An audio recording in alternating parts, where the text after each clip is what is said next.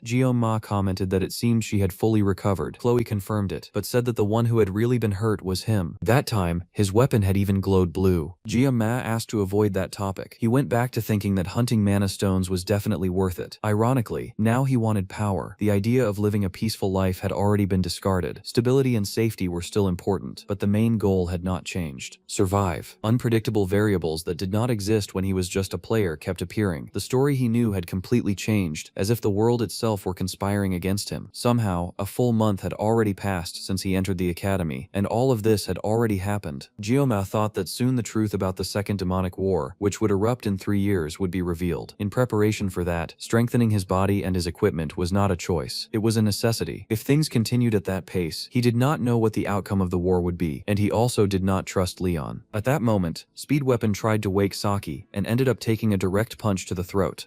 May thought that even though that mermaid was a demon, and the supposed hero was the target, she had died with a single blow. He wondered how that had even been possible. It deeply irritated him. Meanwhile, Speed Weapon was complaining to the captain, saying that he had been hit. Ma asked when Speed Weapon had arrived there. He said he came to check on the club's progress. Ma replied that the director had already approved everything, and that now they only needed to recruit one more member. With that, he also made it clear that Speed Weapon did not need to call him captain anymore. Speed Weapon commented that Leon had been doing very well recently and had cleared a high-rank dungeon. Ma thought that Leon was finally acting like a real protagonist. Saki joined the conversation and said that he had cleared a rank A dungeon the day before. That made the difference painfully obvious, since they had barely managed to deal with a rank C dungeon. Speed Weapon found it strange how much Saki knew about Leon, and blurted out that she seemed to be following him. He even asked if she liked him. Saki replied with a very direct look, and made it clear that she was not interested. Ma realized that Leon really was getting stronger. At that rate, he would soon obtain Baomeng during the survival training on the deserted island, and to think that his own little sashimi knife, which did not even have a special trait, had survived for so long.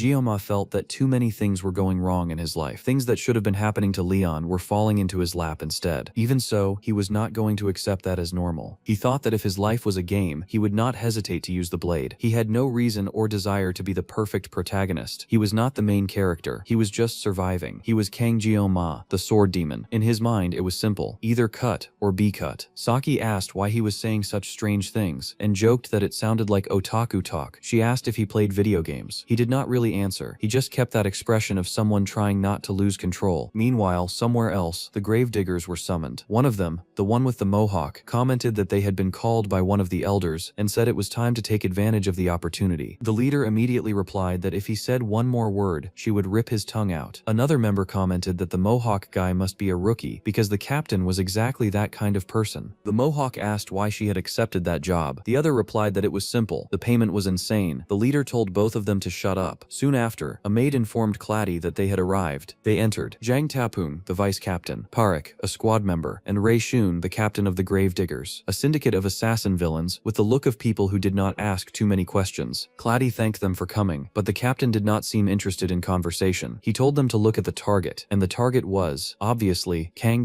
Mei. Parik commented that he just looked like a rich teenager, a spoiled kid. Claddy said that the survival training on the deserted island would take place the following week, and gave a direct order. They had to kill Mei before that. The payment would be 100 million upfront for his head, with bonuses after completion. The captain asked about cleanup. Claddy told them to simply get rid of the body. The island was surrounded by the sea, and he would become fish food. Everything had to happen on the day of the written exam, without fail. On the day of the exam, Ma was studying and trying to keep his head straight. He was doing calculations and reviewing the history of the world. The divine blessing had started to appear around 694 years ago, something like the French Revolution of that era. He thought he had done well on the midterm exams, so he did not need to worry too much. The real problem was something else. The rankings were posted publicly on the academy board. If that were not the case, he would have guessed the entire exam without any remorse. To make things worse, he knew that Speed Weapon and Saki had been the top performers on the last written test. Mei thought he needed to keep his dignity, otherwise he would lose to them. That was when he received a message and wondered who was bothering him at that moment. It was Saki, pestering him and reminding him about the exam. She said he needed to eat and that he needed glucose to think properly. According to her, his brain would not survive the exam without food. She even sent a full recipe, as if he had asked for it. Mei was confused by her persistence and mentioned that, in Korea, Korea, there was a tradition of eating a sweet before an exam. Saki asked what kind of sweet it was. He replied that it was yote, a Korean candy made from rice, corn, and sweet potato. Saki said it sounded boring, but she kept talking non-stop. Ma turned his phone over and tried to focus on studying, just wanting to get it over with as soon as possible. He thought it was time to finish this exam once and for all. He refused to lose to that jelly-devouring idiot. But later on, he realized something very simple. He had been a complete idiot. Speed Weapon said he could not even get the first question right. Chloe asked how Ma had done. He was shaking. He said he had answered everything on the fly. Chloe found that strange, because he was usually straightforward with his answers. So she asked why he had done that. Ma thought he had relied too much on his knowledge of the game, but that had not been enough. He asked Chloe if Nox had contacted her, since he had not shown up for a while. Chloe explained that Nox had actually called the previous day, around 7 in the evening, but she had been asleep and did not answer. Since she had pulled an all-nighter recently, she had ended up falling asleep earlier. Ma thought that the editor's contact information was confidential, so until Nox showed up in person, the only person he could ask was Chloe. Even so, he was sure that Nox must have had his own reasons for disappearing recently. In the end, they were siblings, and Ma just hoped the two of them could get along. At that moment, Speed Weapon commented that he had also gone to bed late, and that was why he did poorly on the exam. Saki immediately disagreed, saying it was not lack of sleep, but lack of intelligence, something he simply refused to admit. While Speed Weapon freaked out over the comment, Saki stood up and sat right next to Ma, which clearly irritated Chloe. Saki then asked what they were whispering about, and teased them, suggesting the two of them were dating. Chloe got excited just at the idea of dating Ma, while he wondered if that was really all young people thought about these days. Even so, he made it very clear that it was not happening. Saki then asked why Ma had been ignoring her messages until now. He explained that he had only done that once. That was when Chloe reacted immediately upon hearing the word messages, and asked if they were exchanging messages right now. Ma found it strange, because Chloe did not seem that bothered when Saki sat next to him, but she became extremely upset when she learned about the messages. Speed Weapon, on the other hand, had no idea what was going on.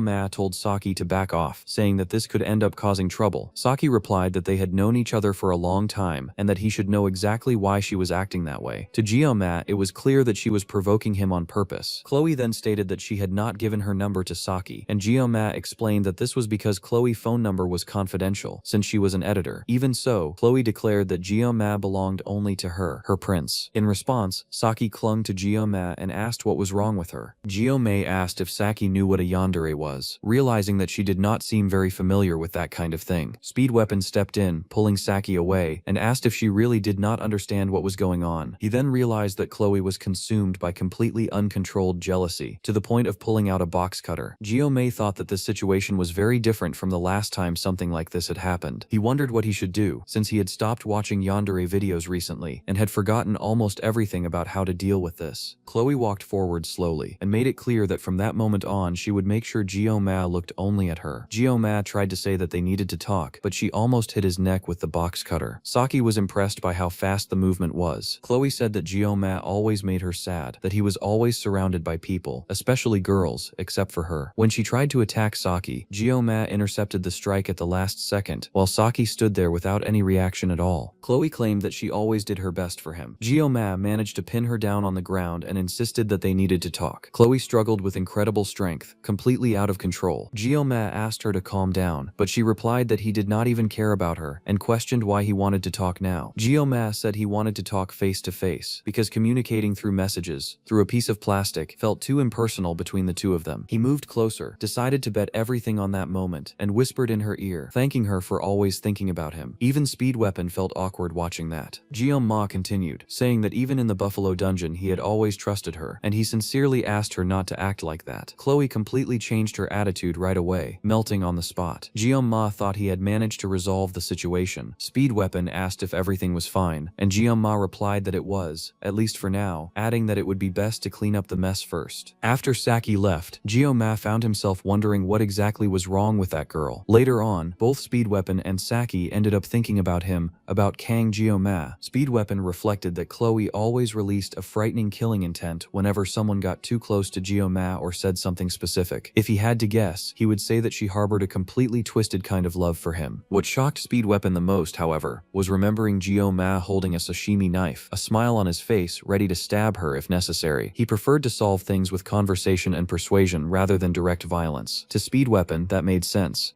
Ma knew how to use fear when he needed to. He might even look like like a villain sometimes, but that was actually the trait of a ruler. Speed Weapon thought that, without a doubt, Gyo-ma would eventually become a great leader. Soon after, he noticed Saki constantly fiddling with her phone and wondered what she was doing on it so much. Saki explained that her followers were not properly following the instructions from a video she had posted. She said she was just bored and ended up recording a video with a perfect counter strategy for dealing with yanderes. Speed Weapon was shocked when he realized she was deleting the video even after it had reached 210,000 views. Saki replied that she did not need it anymore. When Speed Weapon asked what that channel was for and what exactly she was doing, Saki repeated that it was all just boredom. Later, in the library, Gyo-ma was focused, thinking about the survival training that would begin the following Wednesday. It would last 3 days and 2 nights on a deserted island, more specifically Avalon Island. The name made it sound extremely harsh, focused purely on survival, but participants could form teams of up to 4 people. The schedule for this training had been clearly announced to all cadets, and in practice, it was treated more like a camp or a school trip than intense training. Even so, Gyo-ma picked up several books on island survival, identifying poisonous plants, and basic techniques for staying alive in hostile environments. He thought he might be overdoing it, but he had the feeling that the academy took this training very seriously. It did not directly affect grades, but it was used to evaluate each cadet's survival skills over the 3 days. Thinking about it more carefully, even he, as a veteran player, clearly remembered this event. This was the point in the main story where the protagonist Leon obtained the grip of his main weapon, Bao Meng, and also where the feelings between Abel and Leon began to emerge. Gyo-ma remembered that, back then, he had been completely immersed in that event. Now, however, he felt no envy at all. Since entering the academy, he had been far removed from any kind of romance, surrounded by chaos all the time. The academy elders were watching him closely. There was that mysterious structure at play, and he still needed to recruit members for the club. To Gyo-ma, it did not matter how beautiful someone might be. This was not the moment for those kinds of feelings. In his view, that youth would be left for another life. What truly mattered was the sacred and demonic sword Bao Meng. Maybe it was the spirit of an extinct swordsman within him, but Gyo-ma desired that sword. He knew exactly how much power it held. Even so, tracking down the broken fragments of Bao Meng was part of an extremely important story arc. Even knowing its location, he could not simply take it. The condition to wield Bao Meng was clear. The sword chose its own master. On top of that, obtaining it required the blessing of a miracle. Gyo-ma thought that weapon had been literally created for the story protagonist. Meanwhile, there he was, holding nothing but a sashimi knife. Instead of lamenting what he did not have, Gyo-ma decided to focus on preparation. If he was lucky, there would be no other mermaid setting up an ambush. For that reason, and under direct orders from the headmistress, a temporary instructor from the Wolf class would join the supervision team. The Sword Emperor. Gyo-ma found it surreal. The strongest hero of humanity leading a camping trip for freshmen. It was very different from the main story, but because of that, he believed he could achieve his goals more safely. While researching, Gyo-ma looked for a specific book, The History of Avalon. He needed the knowledge recorded in those ancient texts. Later, while reviewing the gathered material, he read that Avalon was a distant island located in the Western Sea, a mysterious place where the terrain constantly changed. At the center of the island was an ancient lake known as the Queen Lake, and the entire region was called the Land of Beginnings. Gyo-ma thought that much of this information was already familiar to him, but even so, he would have to scour a large part of the library to find everything he needed. That was when someone commented that Gyo-ma was there as well. It was Leon, the protagonist, who noticed that it had been quite a long time since the last time he had seen Gyo-ma. Gyo-ma noticed that Leon was holding an introductory magic book. Even if he was trying to learn something from what happened during the tests, it did not really make much sense. Leon was not the kind of person who would normally spend time in the library studying magic at that moment. Gyo-ma was not sure he fully believed it, but he decided to let it go. Leon showed curiosity about the book Gyo-ma was reading. Gyo-ma explained that the group would be going to Avalon Island the following week for training, and that he was researching everything he could about the place. Leon looked surprised and commented that Gyo-ma was extremely diligent. Gyo-ma admitted to himself that he could not deny it. He was constantly training, exploring dungeons, and studying monsters. Since he knew what would happen 3 years from now, he felt he needed to prepare as best as possible. To him, it was not an exaggeration, it was a necessity. He made it clear that he was there to take care of the future. Leon commented that, even though they were very different, both of them wanted to reach the same goal. Gyo-ma realized that Leon was still following a path very close to the one from the original game, but something felt different. There was a visible sadness on Leon's face, along along with a posture filled with inner conflict. Even so, Leon decided to end the conversation, saying that the library was about to close and that he did not want to disturb him any longer. Gyo-ma agreed and wished him good studies. Even just passing by Leon, Gyo-ma felt the weight he was carrying. It was as if the fate of all humanity rested on his shoulders. Light and darkness seemed to press down on him at the same time, like invisible lead, that only strengthened Gyo-ma's desire to finish his own preparations as soon as possible. Then the day of survival training on the deserted island arrived. When Saki and Chloe showed up, Rachel commented that it had been a long time since she had last seen Saki. Chloe reacted coldly, only drawing attention to her blonde hair. Saki confirmed that it really had been a while. Abel appeared right after and asked if everyone was ready for the training. Saki said she would do what she always did. Rachel, watching the mood, commented on the obvious rivalry between them. She hinted that Saki had slipped in to gain an advantage behind everyone's backs. To Rachel, that only made school life even more fun. Saki replied that everything had been done within the procedures and that she did not think it was necessary to inform anyone. Rachel then provoked her, saying she really needed to watch Gyo-ma being taken like that. Abel tried to interrupt and asked her to stop, but Rachel insisted. She reminded them that Saki had gone to the Buffalo Dungeon with Gyo-ma, done club activities with him, and now would spend 3 more days with him during training. Saki asked if Gyo-ma had not said he wanted to do the training alone. Chloe confirmed that he really had said that, and that he intended to act solo. Rachel then raised an interesting point. If he was not officially teaming up with anyone, that changed everything. At that moment, Saki and Abel became curious about what Rachel was planning. Rachel explained that Gyo-ma had not asked anyone to follow him. All of them reached the same conclusion without needing to say it out loud. That was when Rachel proposed a fair and clean game, which she called Rachel's game. Avalon Island had terrain that constantly changed. Even using teleport portals, everyone would arrive at random points. Finding their own partner would already be a challenge and part of the training. During the 3 days, whoever found Gyo-ma first would get him. The other 3 would have to give up. The proposal caused a brief shock. Rachel reinforced that everything was allowed, except direct interference. Chloe liked the idea and said that this time she would win. Saki found it fun and suggested that whoever found him first could send a verification photo. Abel, on the other hand, questioned whether that meant exclusive rights. Right after that, she decided to leave, saying she did not have time for that kind of game. Rachel simply commented that they would continue without her. Meanwhile, Gyo-ma arrived at the arena already exhausted. He had spent the entire night in the library, but at least he had written down everything he needed on his phone. They said the island was a zone full of monsters, but that equipment should be light. Because of that, he brought 24 sashimi knives and a secret weapon. Medea would not stop sending messages, asking if he had packed medicine, clothes, and at least 3 pieces of black underwear, because black did not show dirt. Gyo-ma thought she sounded like a real mother, maybe even a grandmother. At the moment of departure, he spotted an instructor who matched the description he had received. Purple hair and eyes, tall, and with impeccable posture. He did not know what her intentions were, but he thought that if she was after him, he would use the island's unstable terrain to his advantage. That logic could work both ways. He did not like the idea of hurting people with his sword, but he also had no intention of backing down. He remembered that Speed Weapon had drawn that instructor, but his drawing was so bad that Gyo-ma ended up confusing at least 3 different instructors based on that sketch. It was at that moment that the Sword Emperor approached Gyo-ma. He pointed out that Gyo-ma had neglected his training a bit recently. He explained that when great talent is supported by hard work, the results multiply, but the body also needs rest to withstand the pressure. After that, he wished Gyo-ma a good training period. Gyo-ma returned the gesture by wishing the Sword Emperor a good fishing vacation. He considered it a smart response. Either way, Gyo-ma thanked him and went on his way. He thought that guy was actually pretty nice. Abel just looked at him for a moment and walked past. Gyo-ma thought she would probably get a girlfriend soon, and figured she needed to lighten up a bit. At that moment, Saki approached him stealthily. Gyo-ma sensed the presence and reacted on instinct, flicking her forehead hard with his finger. Saki immediately complained, saying she had only come to joke around. Gyo-ma apologized. He explained that he had just felt a strange presence and reacted without thinking. Saki got irritated and made it clear that her forehead was not a punching bag. She said she only wanted to wish him good luck and told him not to forget that. When Saki left, Gyo-ma realized he still could not understand that character. Lately, Saki had been sleeping very little and was almost always by his side. When he did not react, she seemed to grow even more restless. He did not know exactly what he found interesting about her, but he remembered that Saki was also officially a heroine. Because of that, he did not want to create unnecessary closeness. Shortly after, a communication crystal announced that the dimensional portal to the island was being activated. This time, Gyo-ma knew he only wanted to find what he was looking for, nothing more. The plan was to move quietly and without trouble. He hoped the blessing of shadow protection would be on his side. As soon as he arrived, he was impressed by the view. The horizon was filled with different colors, varied trees, and a gigantic tower. A natural obelisk dominated the center of the landscape. Jia had been in that world for a year already, but only now did it truly feel like a fantasy world. He was on the sacred land of Avalon. That colossal structure was the sacred tree of beginnings. Yggdrasil. Jia decided to leave sightseeing for another day. It was time to start survival training. On his phone, he had a map of Avalon Island that he had copied from the library. On it, he marked the location of the regeneration blessing, which could only be obtained there. Comparing the map with his memories of the game, he realized the location was near the lake, right at the center of the island. That meant he would need to head toward the lake where the world tree stood. Along the way, he would have to cross rocky terrain and a dense forest. Still, he had 3 days available, so he felt calm. The academy had not sent anyone there to play around. There was a mission assigned to find orbs scattered across the island. It was basically a treasure hunt. The more orbs someone found, the higher the score. On top of that, the orbs also served as enhancement materials, which made the search even more valuable. Following the Bear Grylls handbook approach, Guillaume decided to first gather basic survival materials. For that, he took out his secret weapon, a 50-centimeter machete, bought exclusively for training. He needed to get used to it, since he would have to limit the use of his blessing for a while. He tested the blade. The edge was sharp and the handle firm, but he still felt something odd. He decided that if anything went wrong, he would use his sashimi knives. Suddenly, a rabbit jumped out of a bush. Guillaume thought it would be a good opportunity to get used to the blade and secure some food. However, the monster was huge and muscular. Even so, he remembered that he had already defeated the King of Treasures. A rabbit should not be a big deal. Food was food. He moved forward without activating any blessing. Meanwhile, Abel also ran into a rabbit, but a completely different one. It was small, ordinary, and extremely cute. She thought she needed food, but hesitated when she saw it. When she got closer, the rabbit bit her hand and ran off. That made her furious, and she immediately drew her sword. Chasing after the animal, Abel thought it was a good chance to test the results of her training. The problem was that the rabbit was absurdly fast. It almost felt like it was mocking her. After a long time, Guillaume was exhausted, and the rabbit was still alive. He thought he had trained so much, but without the blessing he felt useless. Comparing it to his past life, he believed he had a decent physique, but that was clearly not enough. He sat down and decided he would rather stay hungry than waste energy. He chose to let the rabbit go. However, when the animal turned its face as if to provoke him, Guillaume immediately activated the sword blessing. Meanwhile, Rachel was moving quickly using her abilities. She was looking for someone, but had the feeling she was walking in circles. That was terrible. Even though she had named it Rachel's Game, she had no idea how to find Guillaume. She decided to follow the birds, but soon concluded that overthinking was a waste of time. She chose to just move. She activated her lightning power again and shot across the island. In the distance, Saki thought she heard Rachel's voice screaming. Either way, she was well prepared. She carried snacks, a blanket, a jacket, and a weapon. Guillaume still had not shown up, but they had agreed to the rules of that game, and Saki had no intention of losing. Saki ended up appearing at some point along the island's coast. She needed to decide where to go by observing the terrain around her. The problem was that almost all of Avalon Island changed constantly. The only place where the terrain remained stable was near the World Tree. Knowing Guillaume, she was certain he would choose a more secluded spot, like deep inside a forest. There were not many options. She decided to head in that direction. She did not intend to lose to anyone, and when she found him, she would pay him back for that flick. Meanwhile, in an extremely dark environment that resembled a dense star-filled night, Chloe advanced while cutting down several monstrous wolves along the way. She moved with precision, eliminating everything that appeared in front of her. Her goal was clear: to find Guillaume before anyone else. At least on that island, she wanted him to look only at her. Along the way, Chloe felt a presence. She believed it was Guillaume. Meanwhile, later at night, Guillaume was preparing the meat from the rabbit he had killed. He decided he would eat what he could there and turn the rest into jerky. However, he felt a presence approaching. It did not seem like a beast. It could be someone coming after him. He did not let his guard down. He grabbed his knife and stayed alert. The moment someone got too close, he drew the blade. That was when Chloe lunged toward him, but the one who actually appeared right after was Rachel. The two ended up staring at each other, surprised to run into one another again. At the same time, the person Guillaume